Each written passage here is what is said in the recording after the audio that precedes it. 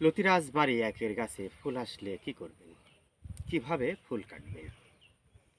ফুল কাটার পর কোন কোন সার কি পরিমাণ দিবেন? প্রিয় দর্শক, যে যেখানেই আছেন আশা করি ভালো আছেন, সুস্থ আছেন। তো যাই হোক, সময়ের কালক্ষেপণ নয়, আমরা আসুন দেখি। এই যে দেখতে পাচ্ছেন, এটা একটা লতিরাজ বাড়ি একের গাছ। গাছটাতে ফুল এসেছে। সাধারণত শতকরা 30 থেকে 40% গাছে ফুল আসে। সাধারণত জুন জুলাইয়ের দিকে বাড়িলতি রাজকচুর গাছে ফুল আসে। এই দেখেন, ফুল আসলে তাৎক্ষণিকভাবে প্রোডাকশন কমে যায়।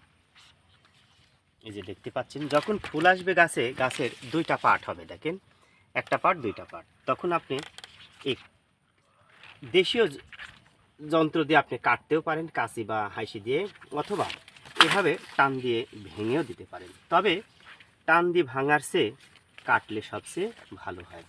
এই দেখেন, আমরা এটা ভেঙে দিলাম। আরেকটি গাছে ফুল এসেছে, আমরা দেখানোর চেষ্টা করি। এই দেখেন, এই গাছটাতে ফুল এসেছে। এই দেখেন, দুইটা পার্ট হয়েছে। এই দেখেন, দুইটা পার্ট হয়েছে। এই যে টান দিয়ে, আপনারা ফুলটা ভেঙে দিবেন। তো যাই হোক, ফুল কাটার বা ভাঙার পর কোন কোন সার কি পরিমাণ দিবেন? শতকরা শতক প্রতি আপনি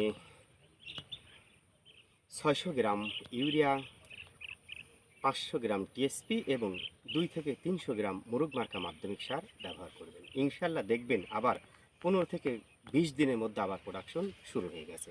ভিডিওটি ভালো লাগলে শেয়ার করবেন। ভালো থাকুন।